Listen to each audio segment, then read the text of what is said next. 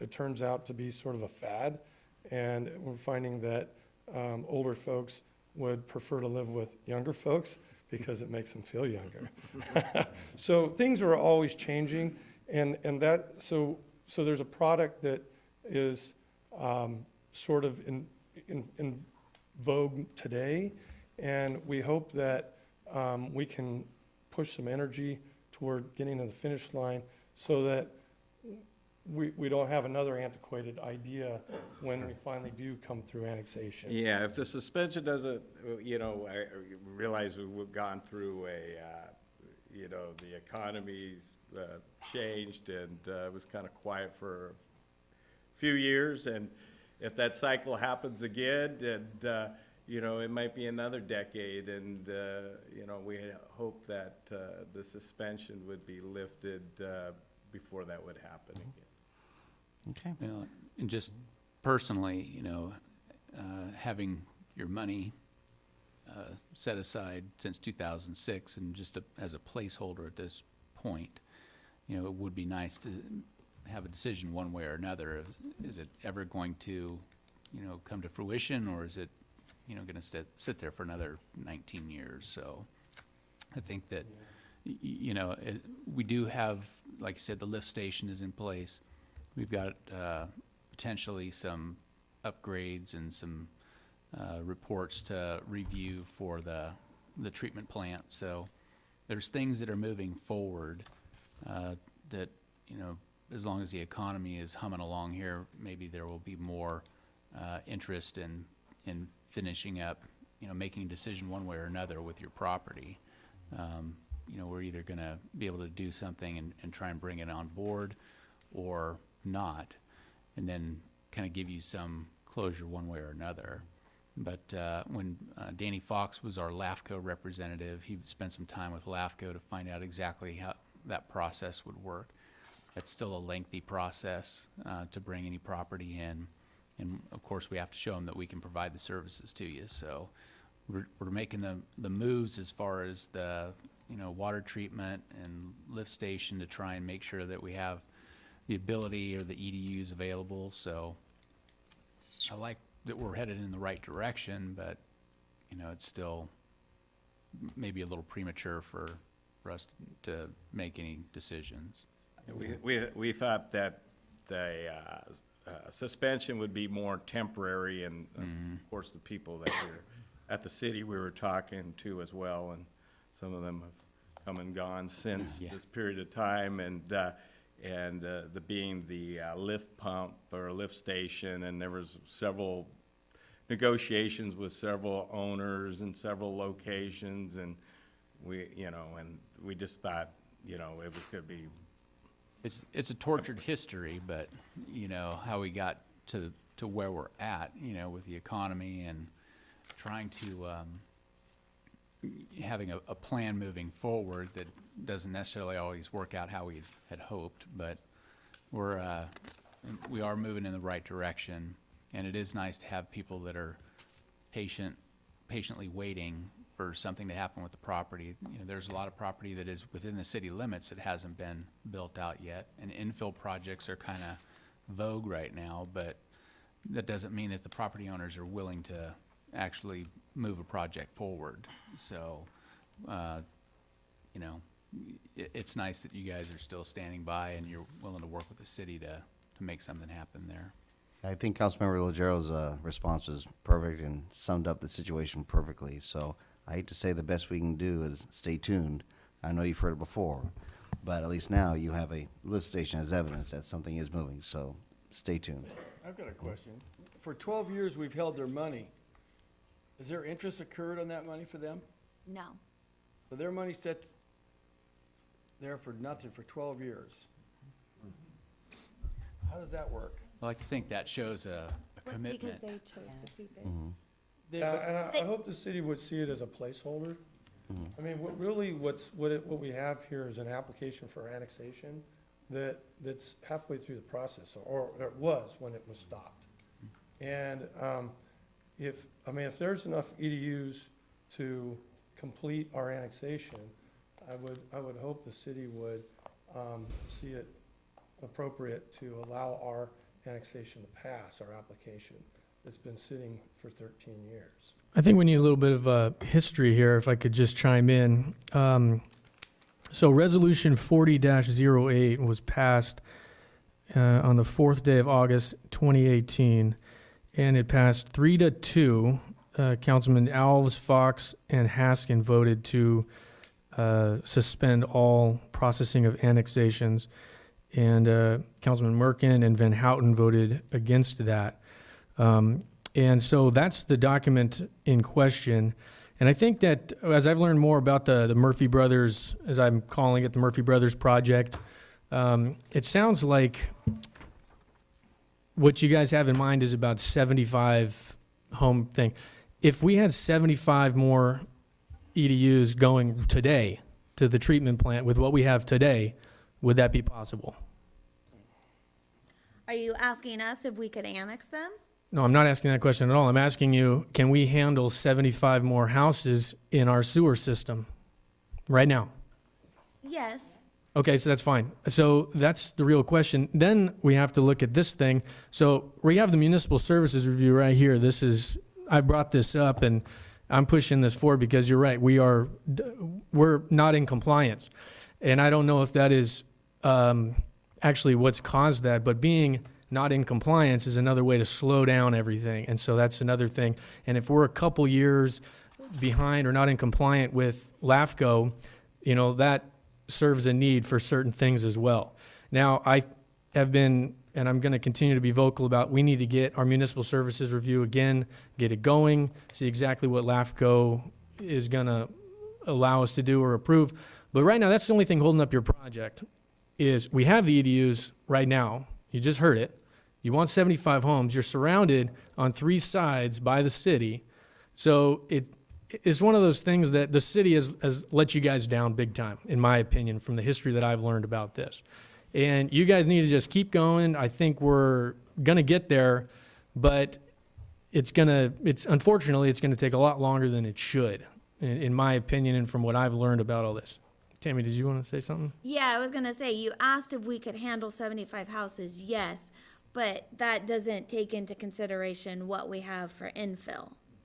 So for infill, yes, I have 75 houses. We're at about 100, I think we said 150 EDUs. So, I mean, there is other property in town that could be developed. Well, certainly, but could- in every town you drive Eat through those it, up. there's not a house on every single lot. Not all I infill. understand that, I'm just Right. clarifying. I just want to be vocal about this because I feel like this project, hang on, I'm almost done, is something that would be great for the city. They're meeting our slow growth requirement. They want to build nice new houses. They're right next to us. They've had their almost $75,000 on the books with the city for 13 or for how many years, a decade. This is something that the city should be working hard to help this project and not hinder it. And so that's what I want to say about that. I'd like to thank you guys for coming and speaking your mind tonight. I appreciate it very much, Tom and Chester, and thank you everybody for comments on this subject as well. Thank you. All right, thank you. Gentlemen. Is there anybody else who'd like to speak on matters presented to the audience before we move on? All right, seeing none, let's go ahead and go to administrative matters. Item number 6, consideration of awarding the Escalon wastewater treatment plant expansion study to Pace Advanced Water Engineering. Tammy. Good evening. Tonight, we do have Andy Comer here from PACE, and after our last meeting, or at the meeting of April 1st, it was requested that staff established a more defined scope of work for this study. For the treatment plant, staff received input from our committee members and put together the scope of work, and I have shared that scope of work with both PACE and the committee members.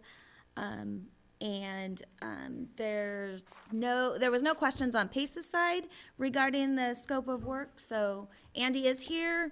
He can go over, a brief summary of, what the study is about and answer any questions that council might have. Yeah, I was going to say, I think that probably the best way to structure this is, Q&A. And by the way, Andy, thank you for coming. Tom, thank you for coming tonight. I know you guys both have very busy schedules. I will remind the council that we've talked about this an awful lot, and the subject that is germane to this is that we would need to have a motion if we wanted to award the Escalon wastewater treatment plant expansion study to PACE. That is the topic on the table. So if you have any questions regarding this topic, Andy's right there. Seeing no questions, Jeff wants to say something. The committee met with the consultants, and the scope of the project, the report was gone over.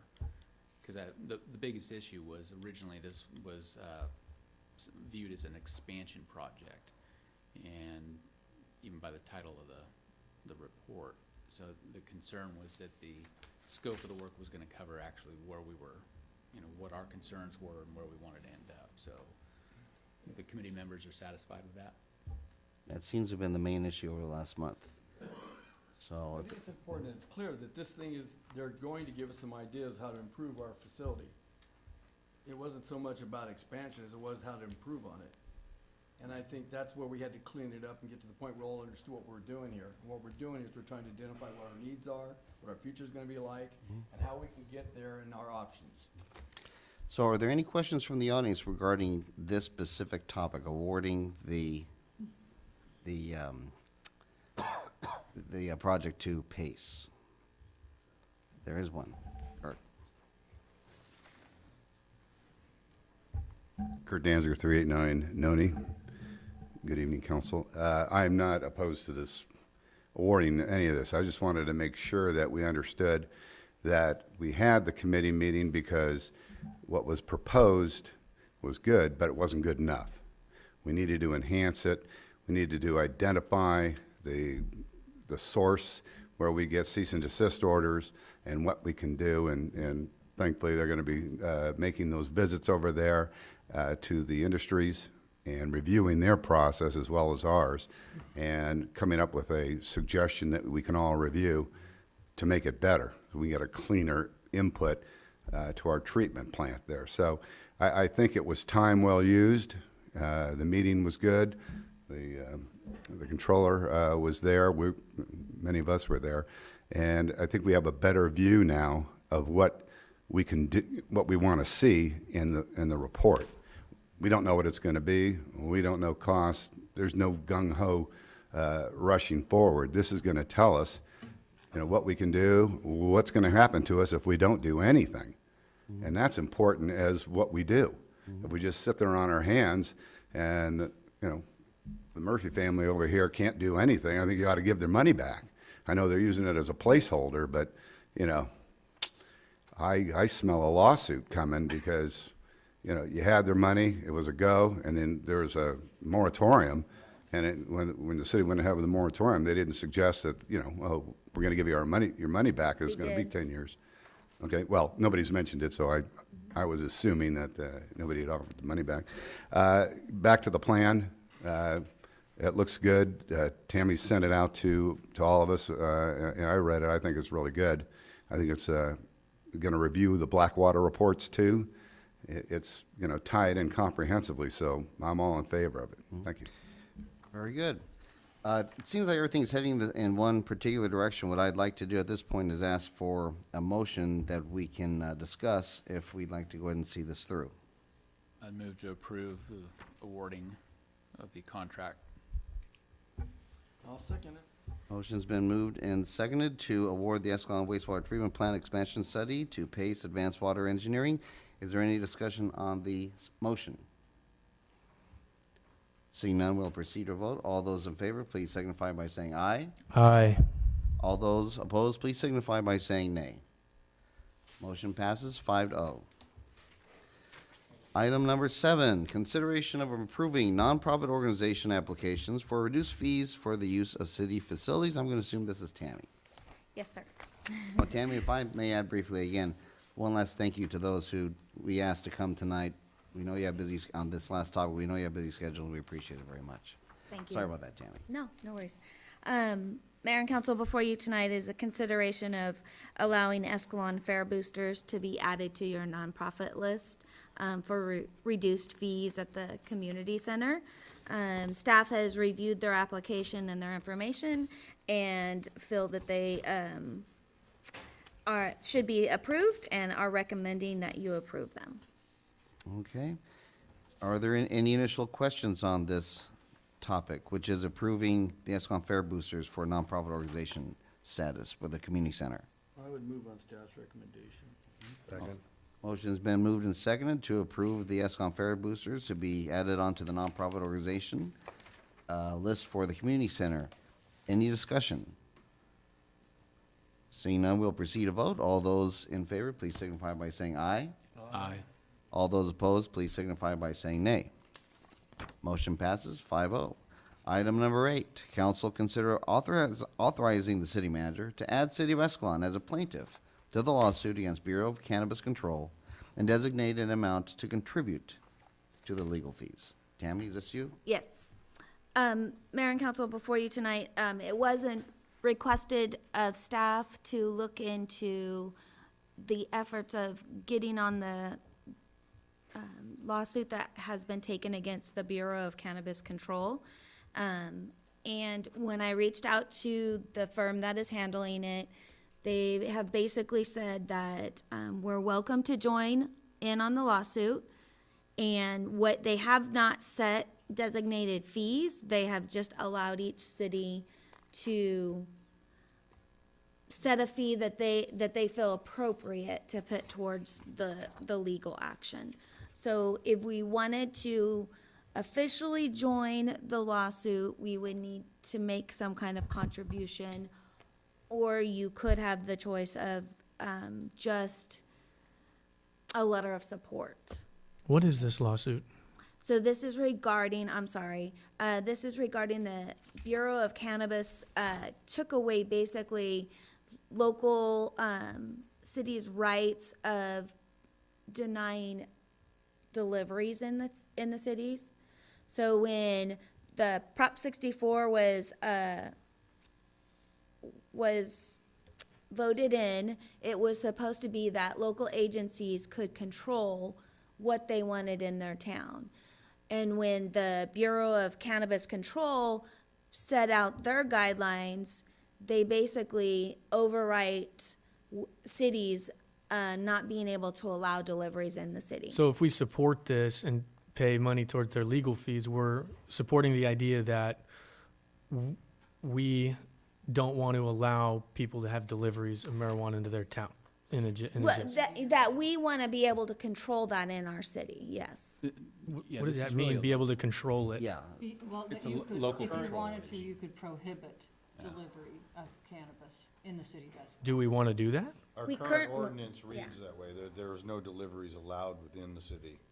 And this would, what the Bureau of Cannabis Control did was basically preempt what local controls or what local cities wanted to do. And we're not the only city that's. So you can order marijuana from a shop and have it delivered into Escalon right now? Or no, you can't right now. You cannot. You, You cannot. But- Well, you cannot, Under but the regulation. Under the Our regu- ordinance, you cannot. Under the Bureau of Cannabis Control, apparently you can, and that's where the lawsuit is pending. I don't remember this coming up when we talked about having a dispensary in town and all those discussions. I didn't realize that we had some. recent. They did this recent, I think in January, February, they did this. This is. But how long has the order been on the books for us that you can't have something delivered? Since the ordinance was passed in 17? 18. So we're just keeping it out at all costs, essentially. So that was what our ordinance that we adopted basically said, no dispensaries, no. Deliveries? No deliveries, no growths or retail growths or, just the personal growth allowance was the only thing that we allowed. I would like to agree with Councilmember Legero on this one in the sense that I think this really is more of a local control issue more than anything else. And I'd like to point out that many of the cities that have joined in this lawsuit are actually cities that have allowed commercial grows and/or commercial sales and/or commercial delivery within those city limits.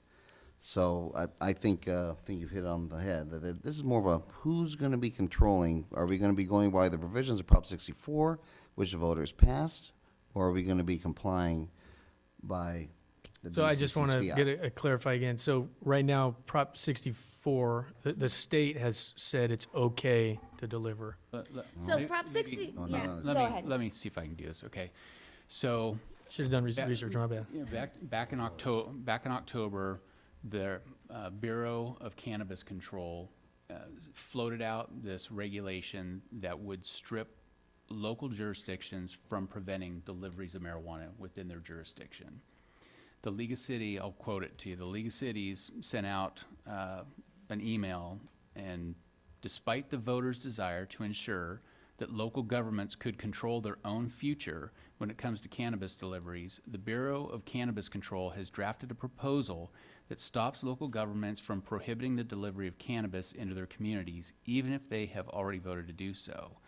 So it's a local control issue, meaning that the state, the voters enact Prop 64. Prop 64 says, yep, this is going to be recreational use of marijuana. You know, you can have dispensaries, you can have deliveries, but we are not going to dictate to local jurisdictions how that's going to work. So in our community, Prop 64 was defeated. So our approach has been, the community has said no. They didn't even want recreational marijuana, so they're certainly going to say no to dispensaries, deliveries, and everything else. So we enact an ordinance that basically bans it all. In the meantime, the Bureau of Cannabis Control is established, so it's another non-elected regulatory body with appointees that are put in a position to dictate to us what the rules are going to be. All right, so again, they have no accountability to the voters like we do. It's just a regulatory agency that goes forward, and despite this whole discussion and how the prop was sold that it was going to be, that it was going to maintain local control, this regulatory agency has come in and said, well, we were just kidding.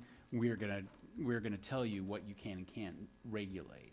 So that's where we find ourselves now, and the League of California Cities has decided that they wanted to challenge that regulation, and then several jurisdictions have filed lawsuit and are moving forward with suing the Bureau of Cannabis Control for that regulation. Why do we have to sue them? Why, for what? So they will change it? They'll take it away? Yeah, the idea is to prevent them from enacting a regulation that would impact our ability to control what's happening in our community. It's super preemption. They basically are preempting us from taking any kind of action. Is it the same principle of like the ideas of illegal immigration and how we can choose to enforce it or not? It's kind of a similar thing where there's a federal law, but at the local or state level, you choose not to follow it? This is worse because this is a state regulatory body that is telling us that we can't stop deliveries in our community. Even though the voters said we don't want them, they are the state regulatory agency, not elected officials, but a regulatory agency that has been set up to regulate cannabis in the state is telling us that they know better about what our constituents want, and they say that we can't stop deliveries. So whether you love marijuana or hate marijuana, it's about who's going to tell us what we can do in our jurisdiction. So it's that local control that we want to fight back on. So the whole purpose of challenging this regulation is saying, well, it's not in harmony with the proposition that was passed, but it goes further, and it actually strips us of control. Okay. And that's where I agree with the League of California Cities and the jurisdictions that are challenging it. It's one more way that our authority is being encroached on by the state. Yeah, I understand that. I think thank you for the explanation. And I would just say I wasn't aware that you weren't allowed to get deliveries of marijuana into town.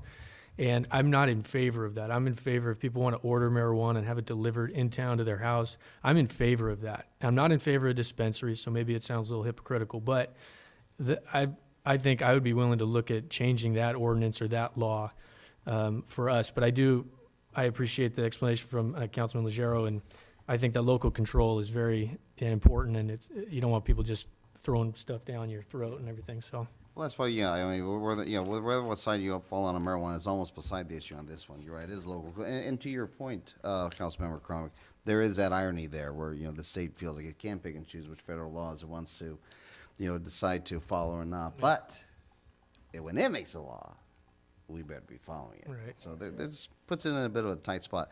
Mr. Mayor, I want to say something. Yes, go ahead. Thank you.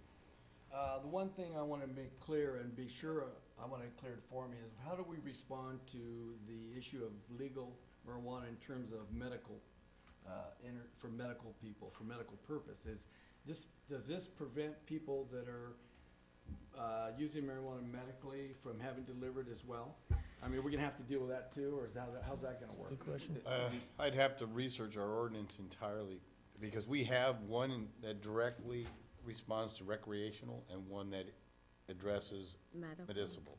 Yeah, because Medicinal, and I'm talking off the top of my head, so I don't want to answer you and be incorrect, but I believe it does allow for delivery, but I'm not 100%. So I just I'd have to wanna- research that and get back I to you. just want to get it all cleared up before we get into it, because I don't want a situation where everybody's under the assumption one thing's happening and then something else happens. So let's get as clear as we can before we decide to move on it. Well, but I would make the argument, Councilmember Morales, that what you and Councilmember Crummer are looking at in terms of, okay, can we deliver medicinal marijuana in town, is beside the point of this particular. This is just particular Well, it issues. does- Do we want to join in this lawsuit that says the Whoa, state? But is it gonna inhibit that delivery to marijuana for those medically people? That's the question. Well, it's two different issues. This issue is, do we want a state regulatory agency to tell us Absolutely not. that we do it? I'm full on board with that. So the decision here is, do we want to commit financially to join the lawsuit, or do we want to do a letter in support of the lawsuit? I'm fine with just a letter of support at I'm this with point, you. whether the California League of Cities or the plaintiffs in the lawsuit.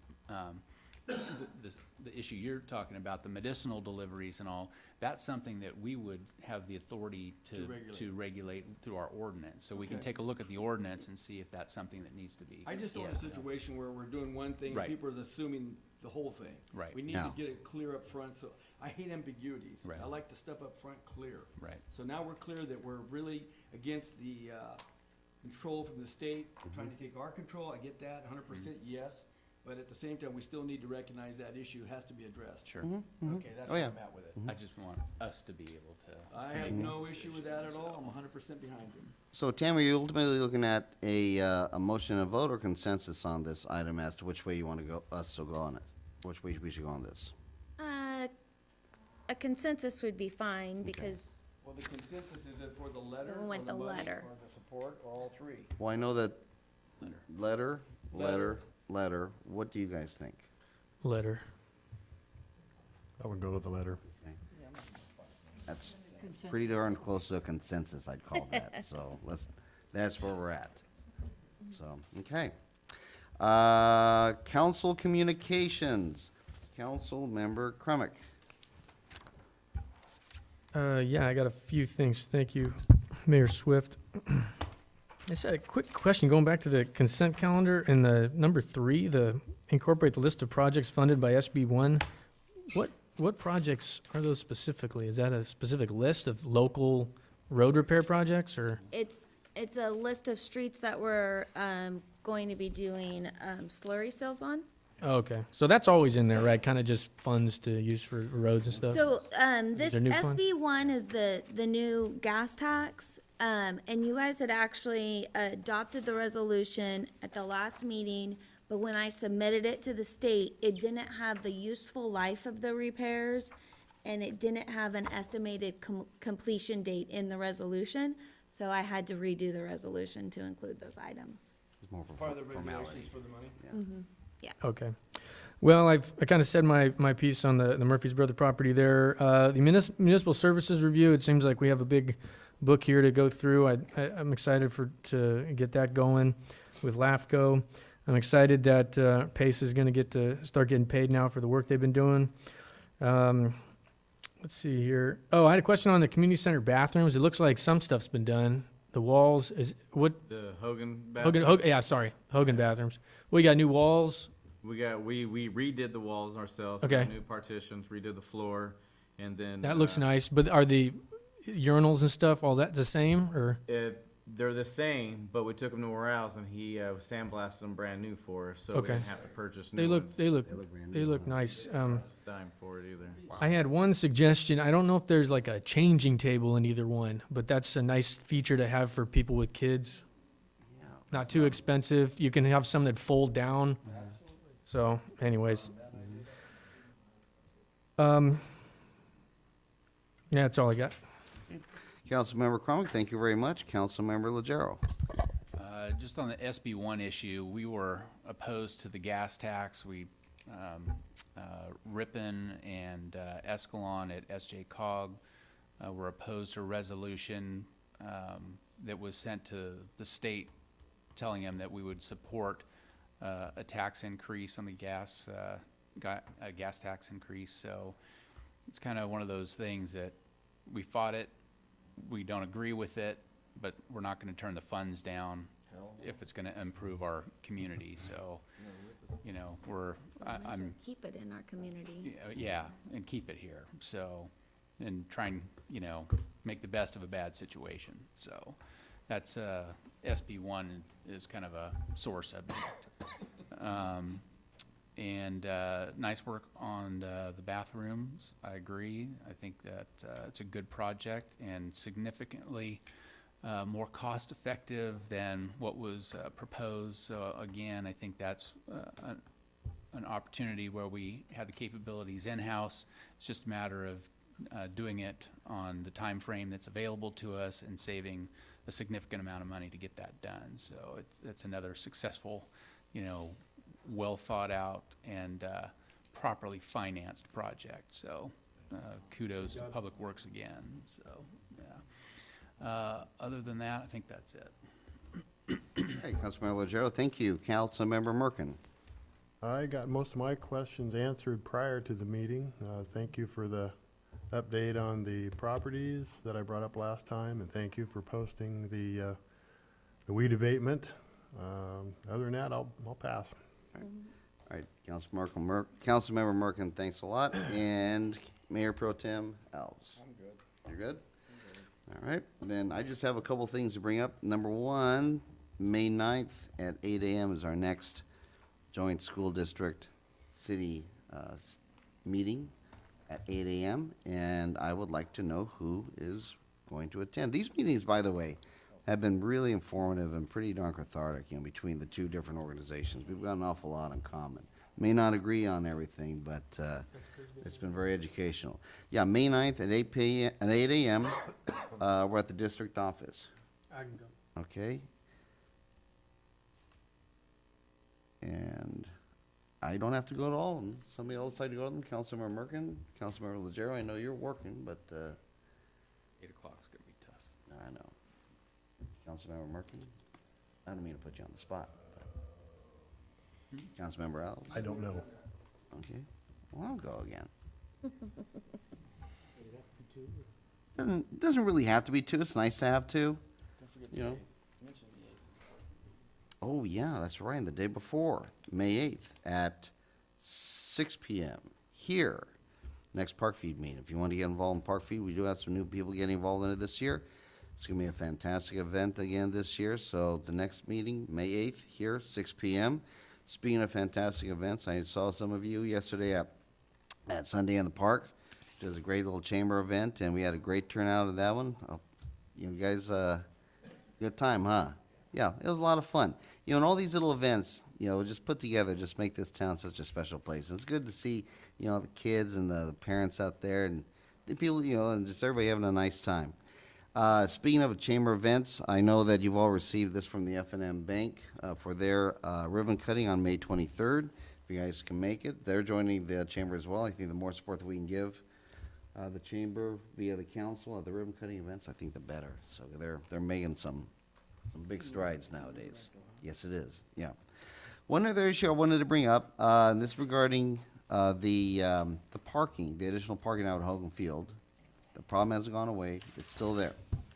Talked to the gentleman who is farming the orchard, and he had some concerns, and I think Tammy brought up, and they're very valid concerns about, okay, if we're just going to be yanking trees, and how soft is that ground going to be, and how stable is it going to be in the short term, you know, if you wanted to slap some together. His thought was, listen, if you want to do something like this, you know, let's think about a little more long term. You know, you can still turn into, you know, take those 2 rows out. But, you know, ideally, if you can work on the drainage situation, which would mean a little bit of laser leveling if you wanted to work on the situation, with some road base there or something like that, just make it more of a long-term generational parking lot, for at least last for another generation. And I thought about it, I asked him, well, let me ask you a question, would it interrupt your farming operations? No, it wouldn't, okay? Well, 6 months ago, we brought up the notion of possibly what to do with that ground. And the notion was, well, should we put it as part of a bond? That was 6 months ago, and an awful lot's happened since then. We've had an election, we've had a community meeting, we've got a much better idea as to where the community is going to stand and wants to, if it's going to be taxed and pay additional fees, it's going to be wanting to pay them for wants versus needs. And I'm getting the clear impression that to pay for a park and a bond is clearly a want.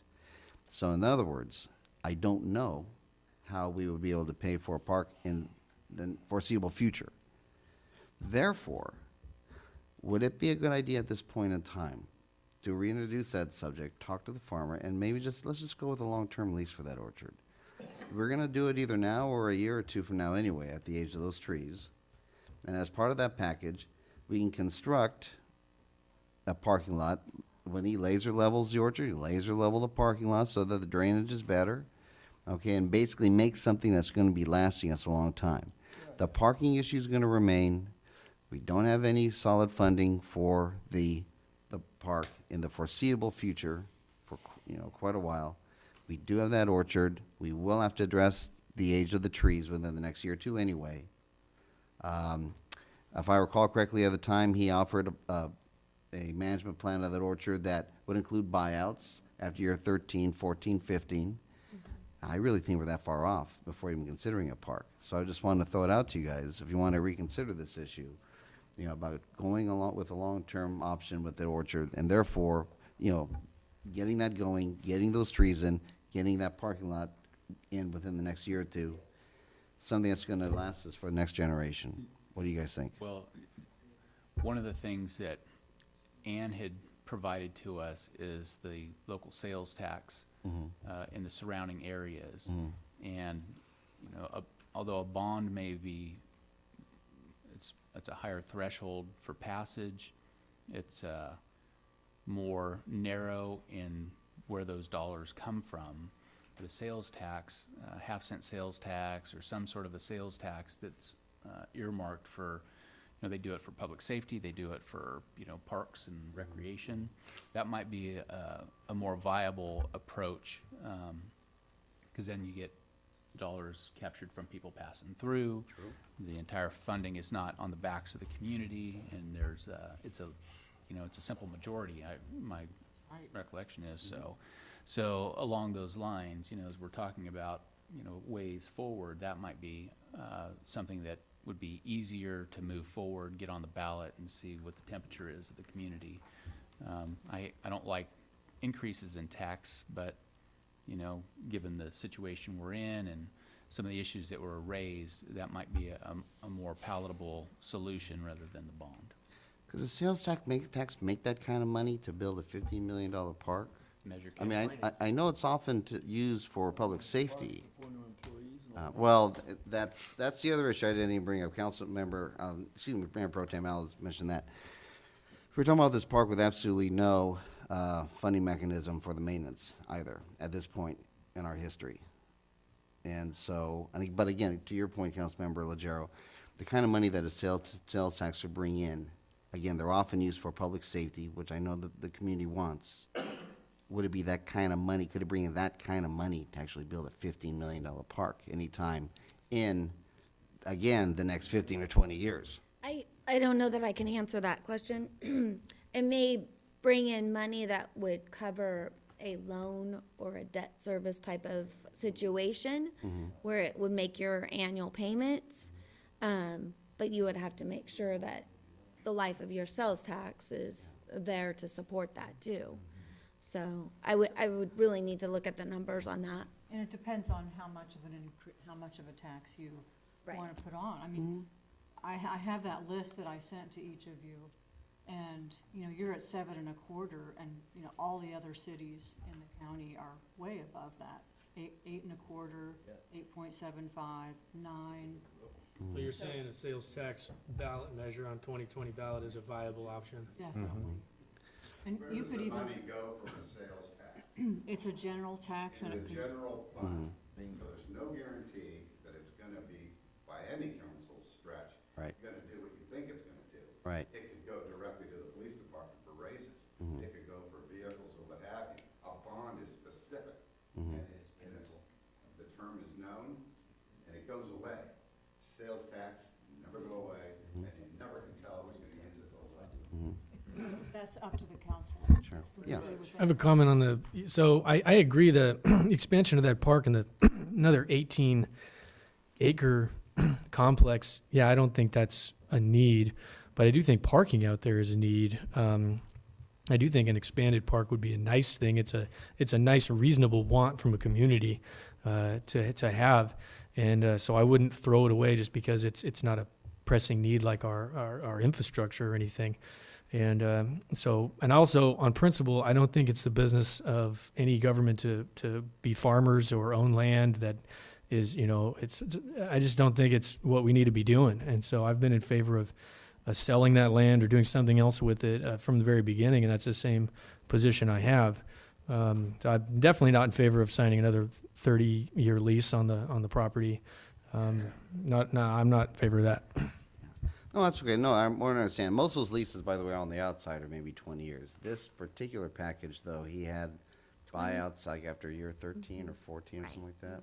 And the reason this whole thing came up was regarding that additional parking lot out there. That problem's not going to go away. Right. And if you go into a long-term lease, Orchard gets pulled out either this year or early next year, it's laser level, the parking lot's put in at the same time within a year, you have a parking lot. Okay, more room. And that's kind of sort of what I was looking at too. Just if you look at everything time frame wise and what's realistically going to happen and also what's realistically going to pass. And that's why I'm not too sure if a park project would pass at this point.